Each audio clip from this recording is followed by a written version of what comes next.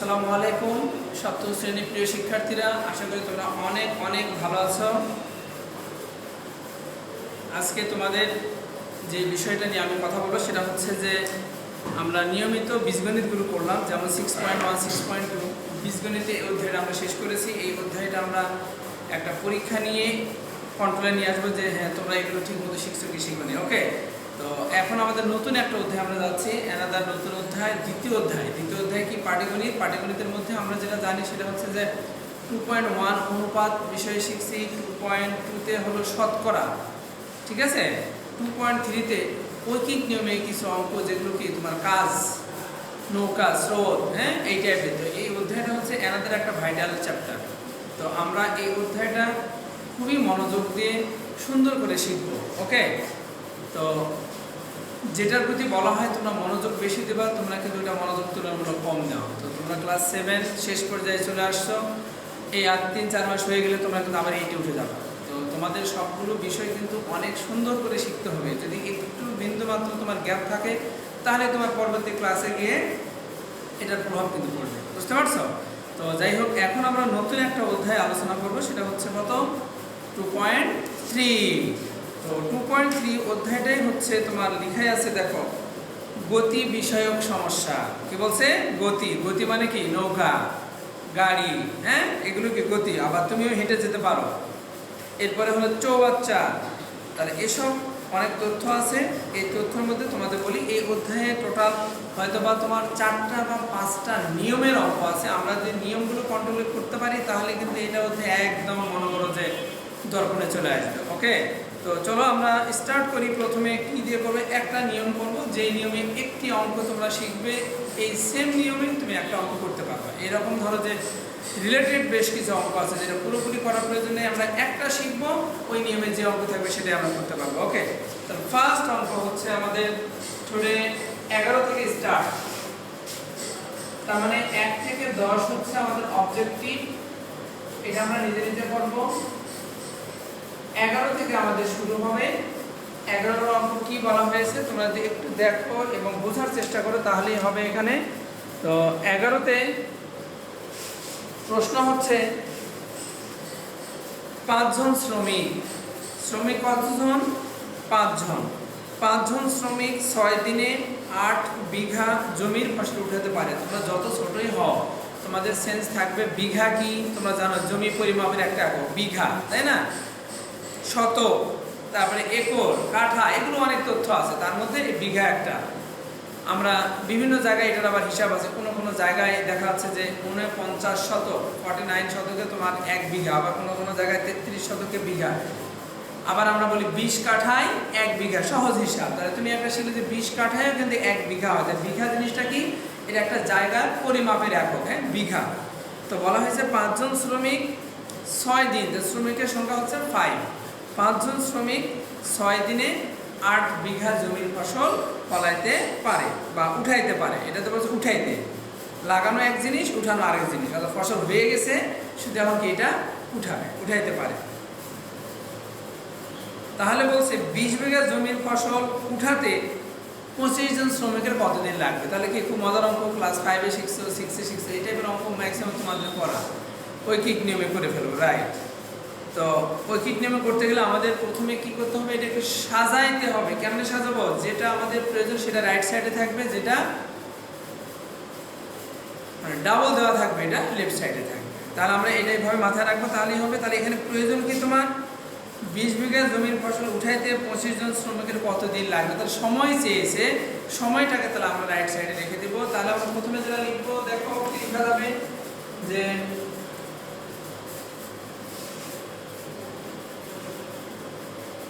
5 জন শ্রমিক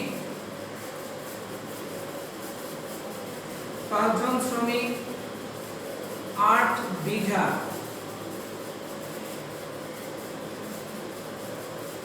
জমির ফসল উঠাতে পারে 6 দিনে। এবার জায়গাগুলো ক্লিয়ারলি বুঝবা। তোমরা অনেকে ঠাস করে ফেলো, এতে কিন্তু ভালো কিছু শেখাতে না। ভালো শেখার পূর্ব শর্ত হচ্ছে তোমাকে এই পুরো লাইনটা তোমাকে বুঝতে হবে। ক্যালকুলেশনটা তোমার বুঝতে হবে। হ্যাঁ, এটা একদিনের জন্য শিখবে না, আজীবনের জন্য। এবার তোমার প্রশ্নটা কি রকম দেখো, এখন তোমাকে ভালো করে বুঝতে হবে 5 জন শ্রমিক 8 বিঘা জমির ফসল উঠাতে পারে 6 দিনে। তাহলে এখানকার যে অপারেশনগুলো এগুলো কিন্তু আমরা ম্যাক্সিমাম পারি না বা ভুল করি বা একটা ক্যালকুলেশনকে মিলাই দিই, কারণ দেখি। তাহলে আমি খেয়াল করবা, আমি যদি এখানে শ্রমিকের সংখ্যা স্থির রাখি, জমির পরিমাণ কমাই দেই, তাহলে সময়টা একটু কম লাগবে। শ্রমিক আমি ঠিক রাখলাম, 5 জন শ্রমিকই রাখলাম, 8 বিঘার পরিবর্তে 1 বিঘা জমির ফসল উঠাবো। যদি 1 বিঘা জমির ফসল উঠায় তাহলে আমাকে 6 দিন লাগবে, কি লাগবে, কম। তাহলে আমাদের মাথায় থাকবে, যদি সময় কম লাগে তাহলে আমরা কি বুঝবো, ভাগ হবে, বেশি লাগলে গুণ হবে। এই যে তথ্যগুলো তোমাদের আগে শেখা, এগুলো একটু বেশি খেয়াল করবো এবং এটাও খেয়াল রাখবো যে সংখ্যাটির নিচে 1 লেখা হবে, যে সংখ্যাটির নিচে 1 লেখা হবে, এই সংখ্যা নিয়ে কিন্তু কাজ হবে শুধু। তাহলে ভাগ বলতে কোনটা ভাগ হবে, যে সংখ্যাটির নিচে আমি 1 লিখেছি ওই সংখ্যাটি ভাগ হবে, ওকে, বা ওই সংখ্যাটি গুণ হবে। তাহলে এখন আমরা এখানে দিচ্ছি 5 জন শ্রমিক আমরা রেখে দিলাম, 1 বিঘা জমির ফসল উঠাতে পারবে, সময় কি লাগবে, কম লাগবে। যেহেতু সময় কম লাগবে তাহলে 6 কে আমি কি দ্বারা ভাগ করব, 8 দ্বারা ভাগ করব। এটাতে তাড়াহুড়া করবে না, তাড়াহুড়া করলে সব শেষ। এবার তোমরা লাগাচ্ছ 1 জন শ্রমিক 1 বিঘা জমির ফসল উঠাবে। তাহলে তোমাকে এখানে থিঙ্ক করতে হবে, আগে 5 জন শ্রমিক 1 বিঘা জমির ফসল উঠাইতে এই সময়টা লাগছে, যাই লাগে। এবার 5 জনের পরিবর্তে কয়জন, 1 জন শ্রমিক ওই সমপরিমাণ জমির ফসল উঠাচ্ছে। তাহলে এখানে যে সময় লাগছে তার থেকে সময় কম লাগবে না বেশি লাগবে, বেশি লাগবে, কারণ 5 জনের পরিবর্তে 1 জন কাজ করবে। যদি 5 জনের পরিবর্তে 1 জন কাজ করে আর জমির পরিমাণ এখানেও 1 ছিল, এখানেও কি 1 সেম আছে, তার মানে এখানে যে সময় লাগছে তার চেয়ে বেশি লাগবে। যদি বেশি লাগে তাহলে কি হবে, গুণ হবে। তখন আমরা বলতেছি কার নিচে 1 দিয়েছি, 5 এর নিচে 1 দিয়েছি, তাহলে 6 গুণ 5 ভাগ হচ্ছে 8। এইভাবে তোমাকে চিন্তা করতে হবে, তাহলে তোমার কি হবে, অঙ্কটা ভুল হওয়ার কোনো সুযোগ থাকবে না। অনেকে আছে একবারে লেখা যায়, হ্যাঁ একবারে যদি তুমি লিখো 1 জন শ্রমিক 1 বিঘা জমির ফসল উঠাতে পারে, 6 এর সঙ্গে যে 5 গুণ হবে, 8 যে ভাগ হবে, কিভাবে বুঝবা? তা তোমার বোঝার জন্য একটু স্লোলি সুন্দর করে যেতে হবে, পার্ট টু পার্ট, তাহলে বুঝতে পারবে। এইবার তোমার কাজে লাগাচ্ছি আমরা 20 বিঘা জমির ফসল উঠাতে 25 জন শ্রমিক। তাহলে আমি এখানে লাগাই, 1 এর পরিবর্তে কত লাগালাম, 25 জন শ্রমিক 1 বিঘা জমির ফসল উঠাতে পারবে, সময় কি অনেক কম লাগবে। কি রে, কম লাগবে না? কারণ 1 জনের পরিবর্তে আর 25 জন কাজ করবে, তাহলে এখানে যে সময় লাগছে তার সাথে আরো অনেক সময় কম লাগবে। তাহলে আমরা বলতে 6 গুণ 5 আর নিচে কি হবে 25 গুণ 8। এই যে 25 কি হয়ে গেল, ভাগ হয়ে গেল। এইবার পালা দেখো, এবার আমাদের 25 জন শ্রমিক কয় বিঘা, 20 বিঘা জমির ফসল উঠাবে, অবশ্যই সময়টা বেশি লাগবে। নিজেই বুঝতেছো, 25 জন শ্রমিক 1 বিঘা জমির ফসল উঠাতে এই সময়টা লাগবে। তোমার এটা কেন চিন্তা, তোমার চিন্তা হবে কি, এই তথ্যটা কেন চিন্তা করবে। ওকে, এখন আমরা দেখতেছি 25 জন শ্রমিক ঠিক আছে, 1 বিঘার পরিবর্তে কত বিঘা লাগানো হয়েছে, 20 বিঘা, তার মানে আরো অনেক অনেক সময় প্রয়োজন। ওকে, তাহলে যদি বেশি সময় লাগে তাহলে আমরা কি করব, 6 গুণ 5 গুণ 20 ভাগ কি হবে 25 গুণ 8। প্রিয় শিক্ষার্থীরা, আমরা কিন্তু এটা অনেকে আছে একবারে দেয়, 1 জন শ্রমিক 1 বিঘা জমির ফসল উঠাতে কত সময় লাগবে, আবার লিখবে 25 জন শ্রমিক 20 বিঘা জমির ফসল উঠাতে কত লাগবে। তুমি যখন এক্সপার্ট হবা, তোমার প্র্যাকটিস করে করে তোমার কন্ট্রোলে চলে আসছে, মানে তুমি এখন বোঝো, তখন তুমি দিয়ে দাও। তখন তুমি একবারে লিখতে পারবা 1 জন শ্রমিক 1 বিঘা জমির ফসল উঠাতে কতদিন লাগে, ভুল লেখা যাবে না। 25 জন শ্রমিক 20 বিঘা জমির ফসল উঠাতে কতদিন লাগে, তুমি একাই সুন্দর করে এটা বের করতে পারবে। তো যাই হোক, ভালো বোঝার জন্য, স্টেপ বাই স্টেপ কন্ট্রোল করার জন্য তোমাকে ঠান্ডা মাথায় ধীরে ধীরে ভেবে করতে হবে, তাহলে এগুলো তোমার কখনোই ভুল যাবে না। না, কারণ কারেন্ট সিস্টেম আছে, 5 এর 5 5 5 এর 25, এটা কি 4 5 এর 20 4 একে 4, 4 দুগুণ 8, 2 একে 2, 3 দুগুণে 6। তার মানে 3 এর সাথে 1 গুণ করে 3 একে 3, আর নিচে 1 এর কোনো দরকার নেই, সময় লাগলো 3।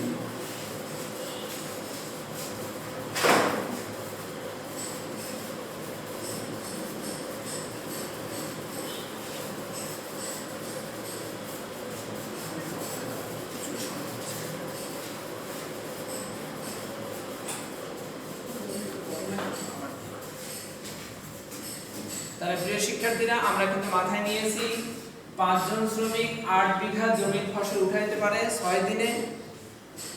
5 জন শ্রমিক 1 বিঘা জমির ফসল উঠাইতে, তাহলে সময়টা একটু কম লাগবে, তাই এখানে ভাগ হয়েছে। এবার 5 জনের পরিবর্তে 1 জন শ্রমিক 1 বিঘা জমির ফসল উঠাইলে অবশ্যই সময়টা বেশি লাগবে, এই জন্য 5 এখানে গুণ হয়েছে। আবার খেয়াল করো, 1 জনের পরিবর্তে 25 জন কাজে লাগিয়েছে শ্রমিক 1 বিঘা জমির ফসল উঠাবে, তাহলে সময়টা আরো কম লাগবে। দ্যাটস ওয়াই 25 নিচে ভাগ হয়েছে। হ্যাঁ, 25 ভাগ কিন্তু 8 যেহেতু ছিল, তাহলে দুটো জিনিস নিচে ভাগ থাকলে ওটা কি একে অপরের সাথে মাল্টিপল করে তোমাকে দেখাইতে হবে। এবার 25 জন শ্রমিক যদি 20 বিঘা জমির ফসল উঠায়, তাহলে 20 কি হয়ে যাবে? গুণ হয়ে যাবে, কারণ সময় বেশি লাগবে। তাহলে কাটাছেড়া করে কতদিন পেলাম? 3 দিন। তাহলে সুন্দর একটা রেজাল্ট, ইউ গট ইট। ওকে, উত্তর 3 দিন।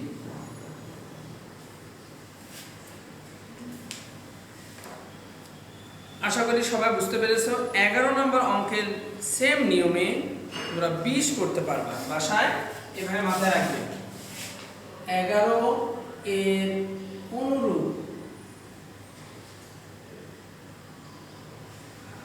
20, অর্থাৎ 11 নম্বর তুমি যদি ঠিকমতো বোঝো, তাহলে এটা অনুরূপ ভাবে তুমি 20 নম্বরটা করতে পারবা, যেটা তোমার এখন প্রয়োজন নেই, তুমি বাসায় করবা। হ্যাঁ, আমাদের সময় এত হাতে পাবো না, আমরা এমনি 15-20 মিনিট পরে স্টার্ট করেছি। দেখো,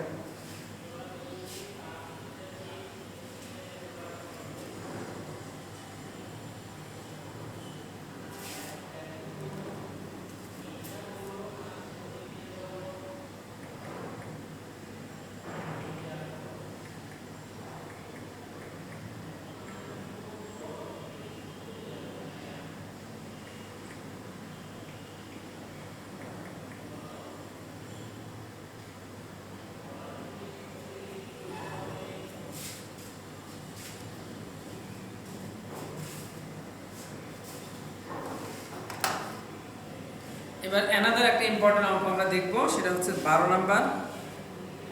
এটা যত বড় ক্লাসে যাও সব সময়ের জন্য এটা থাকবে, মানে যেমন গুরুত্বপূর্ণ অঙ্ক তেমন থাকবে। এটা কিন্তু ক্লাস 6 আমরা খুব ভালো করে শিখে আসছি। হ্যাঁ,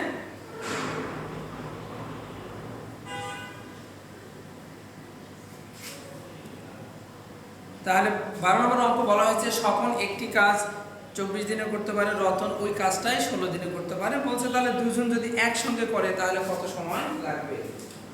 হ্যালো,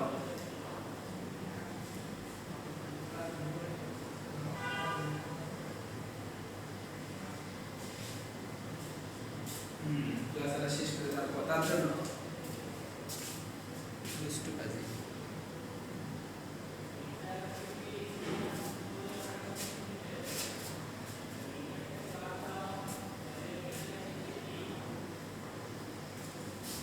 এবার দেখো,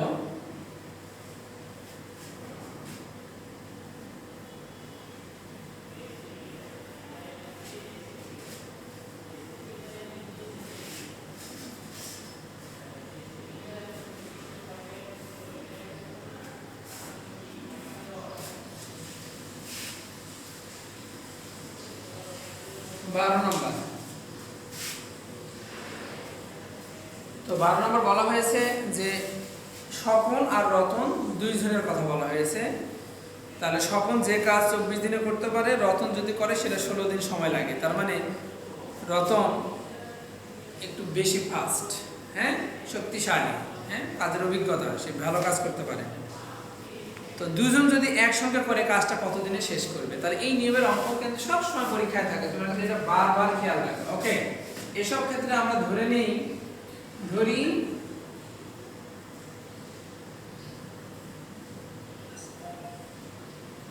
সম্পূর্ণ কাজ এক অংশ।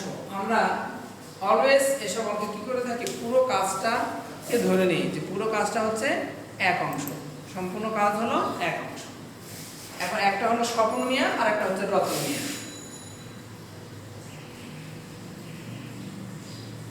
স্বপন 24 দিনে করে এক বা সম্পূর্ণ কাজ। এবার বলা হচ্ছে স্বপন একদিনে করে, আমরা কি লিখব, কাজটি। এটা কিন্তু অনেকে ভুল করে, কেউ লিখতে চায় না, কিন্তু তুমি অবশ্যই লিখবা। তুমি একদিনে করতেছো তার পুরো কাজের কিছু অংশ, তাহলে সম্পূর্ণ কাজটির কত অংশ, তাহলে 24 তোমার নিচে ভাগ হবে, উপরে তোমার 1 থাকবে, 24 ভাগের 1 অংশ। তাহলে স্বপন একদিনে করে কাজটির 24 ভাগের 1 অংশ। আবার রতন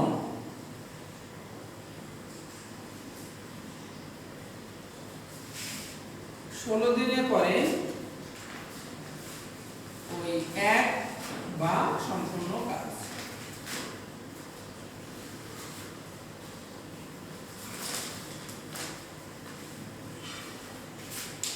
রতন 16 দিনে করে কি, ওই এক বা সম্পূর্ণ কাজ। এবার আমরা বলবো রতন একদিনে করে, অবশ্যই কি লিখবো, কাজটি 16 ভাগের 1 অংশ। তাহলে আমরা এখানে অঙ্কতে কি দিচ্ছি যে দুইজন আসলে একদিনে কতটুকু করে করতে পারে। এখানে স্বপন একদিনে কতটুকু করে, রতন একদিনে কতটুকু করে সেটা আমাকে লিখতে হবে। এবার দুজন একত্রে কি বলা হচ্ছে, দুজন একত্রে একদিনে, এখানেও এক নিয়েছি এখানেও এক নিয়েছি, তাহলে দুজন একত্রে একদিনে করে কাজটির, দুজন একত্রে একদিনে করে কাজটির এই 24 ভাগের 1, এখানে দিলাম 16 ভাগের 1, বাইরে কি অবশ্যই অংশ।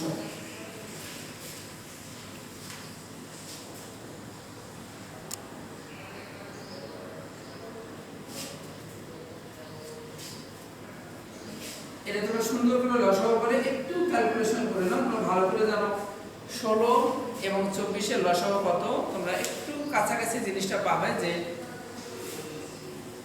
3 16 48, 24 দোকানে 48, অথবা তুমি সাইডে একটু ক্যালকুলেশন করে কোনো রিস্ক নিবা না, 16 24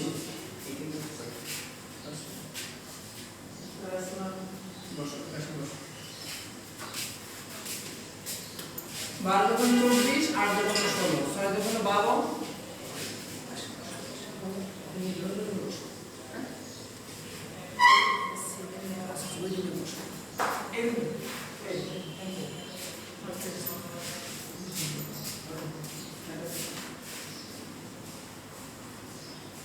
চার দুগুণে 8, তাহলে দেখো 2 দুগুণে 4, 4 দুগুণে 8, 3 8 24, 24 দুগুণে 48। তাহলে আমরা সহজে বলতে পারবো কত হলো এটা, 48। ভালো মার্কার দিও। তাহলে 2 কে 2 যোগ 3, তাহলে আমরা পেয়ে গেলাম 48 ভাগের 5 অংশ। তাহলে দুজন যদি একসঙ্গে কাজটা করে তাহলে কি পেলাম, 48 ভাগের 5 অংশ কাজ একদিনে তারা করতে পারে।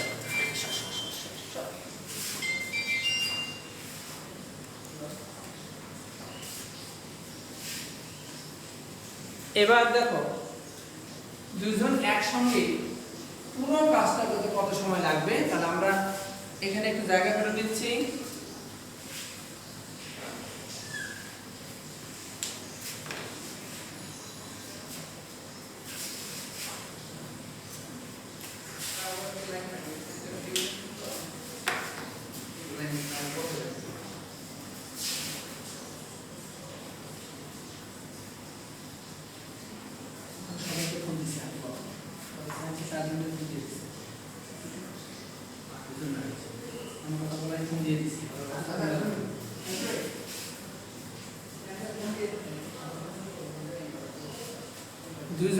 একত্রে কি বলতে পারবা 48/5 অংশ, এত অংশ কাজ করবে কয় দিনে? একদিনে। তোমরা কিন্তু এটা বুঝে বুঝে করবা, অনেকে আছে কিন্তু কিছুই বোঝে না, বাট অঙ্ক করে ফেলো। এই যে দেখো দুজনে একত্রে একদিনে করছে এত অংশ, এটা কিন্তু আমি উল্টো করে দেই। তাহলে দুজনে একত্রে এত অংশ করবে কয় দিনে? একদিনে।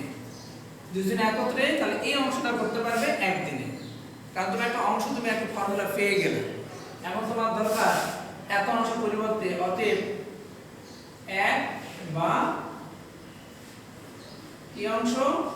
এই সম্পূর্ণ অংশ কাজ করবে। তাহলে মনে রাখবো যখনই কোনো ভগ্নাংশের নিচে 1 দেওয়া হবে তোমরা মনে রাখবা ভগ্নাংশ ডিগবাজি খেয়ে যাবে। ভগ্নাংশ কি হবে? ডিগবাজি খাবে। ডিগবাজি মানে উল্টায় যাবে, এটা তোমরা মনে রাখলে চলবে। যে কোনো ভগ্নাংশের নিচে যখন 1 লেখা হয় তখন ভগ্নাংশটা উল্টায় যায়। তোমাদের অনেকের মনে প্রশ্ন হয়, স্যার এত অংশ কাজ একদিনে করবো, তাহলে এই কাজটা করতে তো সময়টা বেশি লাগবে, তাহলে ভাগ কেন? আমরা তো জানি বেশি হলে গুণ হয়। তাহলে এখানে একটা ম্যাজিক আছে, তোমরা খেয়াল করবা। এই ভগ্নাংশ দিয়ে তুমি যদি গুণ করো তাহলে মানটা আসলে ছোট হয়ে যাবে, যদি ভাগ করো মান কি হবে? বড় হয়ে যাবে। কিভাবে? একটু তোমাদের জায়গাটা বোঝানো ট্রাই করি। দেখো তোমরা যদি মনে করো এটাকে আমি 5 দিয়ে গুণ করলাম, তাহলে কি এমন হবে? কিন্তু তুমি যদি 1 কে এটাতে ভাগ করো, কি করলা? ভাগ করলা। ভাগ করা মানে কি? তাহলে 1/5/48, তার মানে এটাকে লিখলে 1 গুণ 48/5 লিখবো। এইবার তোমরা দেখো এখন এইটা মানে কি 5/48, এটা বড় না 48/5 এটা বড়? কোনটা বড় নিজেরা বলো। তাহলে 48/5 অবশ্যই তোমার এটা কিন্তু বড়। তার মানে খেয়াল করতে হবে ভগ্নাংশের নিচে 1 থাকলে ভগ্নাংশ যদি আমরা ভাগ করি তবেই সে বড় হয়ে যায়, গুণ করলে ছোট হয়ে যায়। এই জন্য সহজভাবে যারা মাথায় রাখবো ভগ্নাংশের নিচে যখনই 1 লিখবো ভগ্নাংশটা কি হবে? ডিগবাজি খাবে। ডিগবাজি খাওয়া মানে কি? উল্টায় যাবে, পা উপরে মাথা নিচে নেমে যাবে। আর এখানে উল্টানো মানে কি? হর উপরে চলে যাবে, লব নিচে চলে আসবে। তাহলে আমরা উল্টায় দিয়ে লিখি একবারে 1 গুণ 48/5। যারা মেমোরিতে সুন্দর করে নিতে পারবে তারাই কিন্তু সুন্দর করে নেবে, যে পারবে না সে ভাগ করে দেখাবে, কিন্তু পারবে না পারার কোনো কারণ নেই। যে ভগ্নাংশের নিচে 1 দিলে ভগ্নাংশটা ডিগবাজি খেয়ে ঠিক উল্টায় যাবে। তাই ডিগবাজি খেয়েছে 48 তোমার উপরে যাবে আর 5 নিচে আসবে। এই কথাটুকু তোমার মনে রাখলেই চলবে। ওকে, তাহলে এখন যদি আমরা ক্যালকুলেশনটা করি তাহলে আমাদের রেজাল্টটা কি দাঁড়াচ্ছে?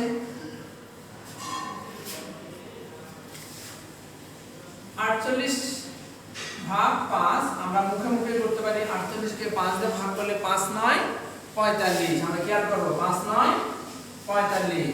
45 তাহলে 48 থেকে 45 গেলে কত থাকবে? 3। তাহলে 3 তোমার নিচে থাকবে। এজন্য কি বলা হয়? 5/3 এত দিন। তবে আমরা খেয়াল রাখবো সময় যখন অ্যানসার বের হবে সময়টাকে চেষ্টা করব আমরা এইরকম মিশ্র ভগ্নাংশের রেজাল্টটা রাখা, দশমিকে না। বাট যদি টাকা হয়, কারণ 100 পয়সা 1 টাকা, তখন দশমিকের পরে দুটি অঙ্ক আমরা অলওয়েজ রাখবো। এটা কিন্তু মনে রাখতে হবে। ওকে, এগুলো খেয়াল রাখলেই হবে। তাহলে আমরা লিখতেছি উত্তর 9 সমস্ত 5/3 দিন। আবার লিখছে না, শেষ। এটা আমার তো দিলে নাকি? ওকে, এটা এখানে থাক, সারাদিন চলে গেল।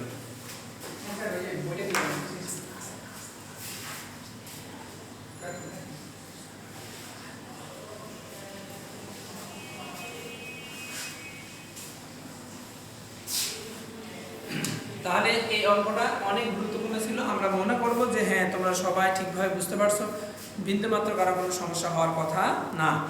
তাহলে আমাদের মূল বিষয় হচ্ছে আমরা এইরকম অঙ্কে যেমন অবজেক্টিভ, এটা কিন্তু অবজেক্টিভও থাকে, হ্যাঁ, কিন্তু সাবজেক্টিভে থাকলেও তুমি পারবে। যত বড় ক্লাস হয় এই নিয়মের অঙ্ক থাকে। তাহলে স্বপন একদিনে করলো কতটুকু কাজ, এখানে রতন একদিনে কতটুকু কাজ, দুজন একসাথে কতটুকু করে, এগুলা কিন্তু বক্সের মাধ্যমে ছোট আকারেও করা যায়। আমরা এটা পরে নেব, আমরা এখন ক্লাস 7 এ পড়ি, আমরা একটু বড় করে ডিটেইলস শিখবো, তাহলে আমাদের শিখতে একটু সুবিধা হবে। এগুলো কিন্তু অনেক নিয়মে করা যায়, ছোট ছোট নিয়মেও করা যায়, যে তাড়াতাড়ি করার জন্য। তাহলে আমরা মাথায় পড়ে নিলাম।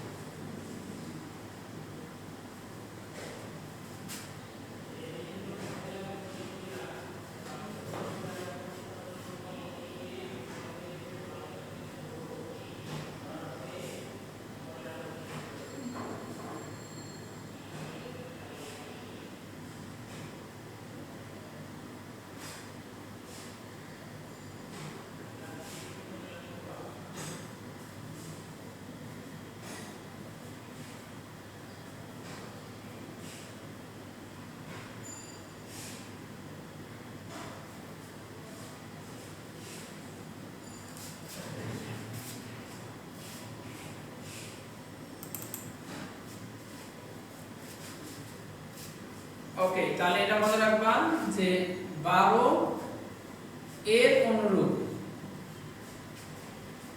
12 এর অনুরূপ একটা অঙ্ক তুমি করতে পারবা, সেটা হচ্ছে 21 নাম্বার।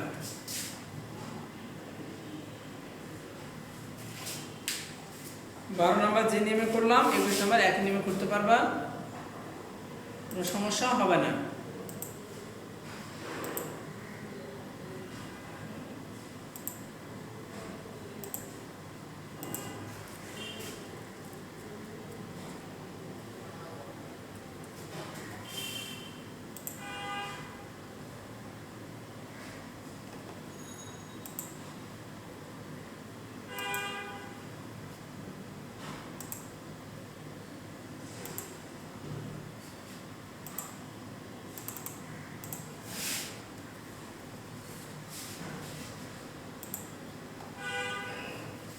ওকে, এবার চলে যাও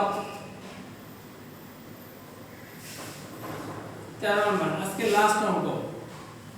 3টা অঙ্ক মনোযোগ দিয়ে শিখবো, একটু সময় দিব, তাহলে দেখবে তোমার আর কোনোদিন সমস্যা হবে না।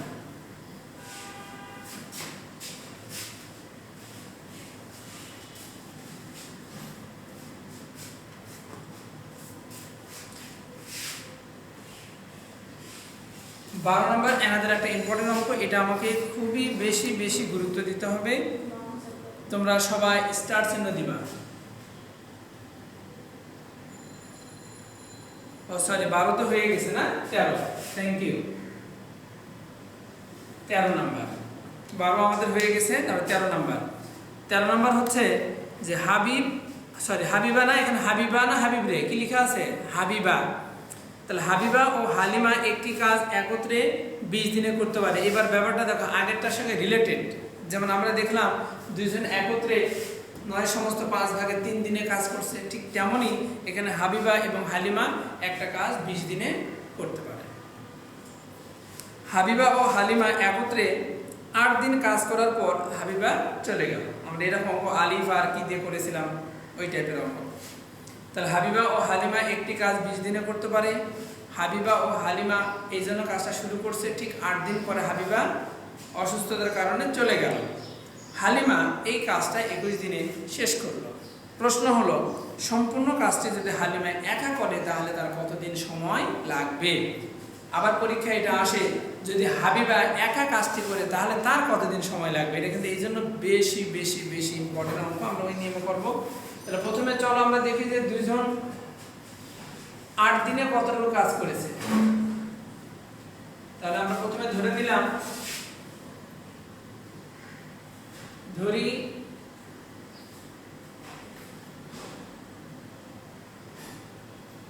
সম্পূর্ণ কাজ 1 অংশ। সম্পূর্ণ কাজ কত ধরে দিলাম? 1 অংশ।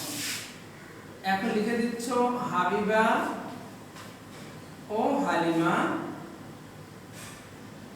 একত্রে, হাবিবা ও হালিমা একত্রে কয় দিনে করে? 20 দিনে করে, 1 বা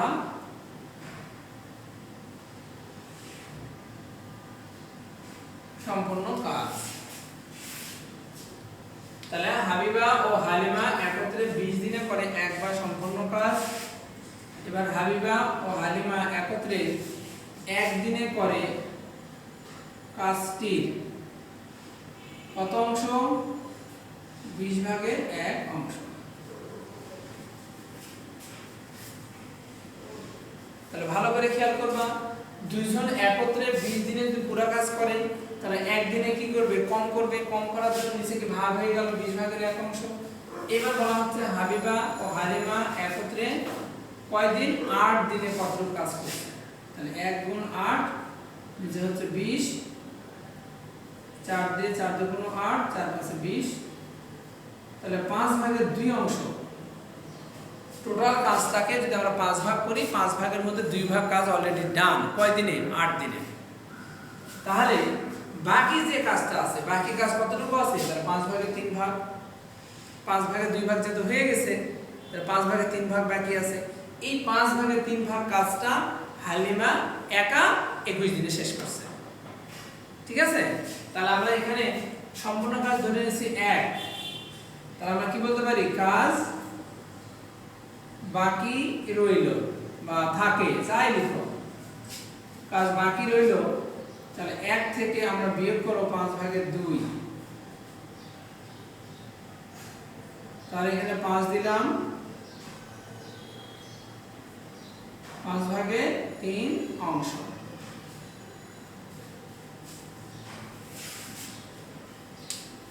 তাহলে কাজ বাকি রইল 5/3 অংশ, তাহলে এত অংশ কাজ তোমার বাকি রইল। তাহলে এই কাজটা কে করছে? আমরা বলতে পারবো প্রশ্ন মতে যেহেতু হাবিবা 8 দিন কাজ করার পর চলে গেছে, দুজন 8 দিনের মধ্যে 5/2 অংশ, তাহলে বাকি থাকলো তোমার 5/3 অংশ। তাহলে এই কাজটুকু কে করেছে? হালিমা। কয় দিনে? 21 দিনে। তাহলে আমরা বলতে পারি প্রশ্ন মতে 5/3 এত অংশ হালিমা কথা আগে উল্লেখ করেছে। হ্যাঁ, প্রশ্ন মতে হালিমা এত অংশ কাজ করে কয় দিনে? অবশ্যই বলতে পারবা 21 দিনে। প্রশ্ন মতে হালিমা 5/3 অংশ কাজ করে 21 দিনে। তাহলে হালিমা 1 বা সম্পূর্ণ কাজ করবে। আগে বলেছি ভগ্নাংশের নিচে 1, ভগ্নাংশ কি হয়ে যাবে? ডিগবাজি খেয়ে যাবে, অর্থাৎ 21 ঠিক থাকলো, নিচের 5 উপরে উঠে যাবে, উপরের 3 নিচে নেমে যাবে। তাহলে এখানে 3 × 3, 3 সাথে 21, তাহলে 5 সাথে কত হবে?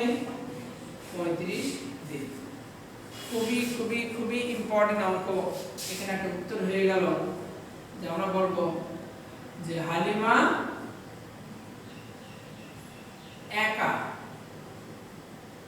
কাজটি 35 দিনে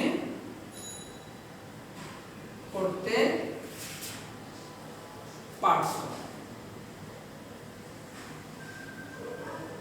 এই সুন্দর লিখে দিলা যে হালিমা যদি একা কাজটা করে তার কতদিন সময় লাগবে। তাহলে আমরা কত পেলাম? 35 দিনে কাজটি করতে পারবে। প্রিয় শিক্ষার্থীরা, তাহলে তোমরা অবশ্যই অবশ্যই বুঝতে পারছো আজকে ইম্পর্টেন্ট অঙ্ক হচ্ছে 11 করলাম, 12 করলাম, 11 অনুরূপ 20, 12 অনুরূপ হচ্ছে 21, সঙ্গে কত করলাম? 13 করলাম। তাহলে 5টা অঙ্ক অলরেডি ইউ হ্যাভ ডান।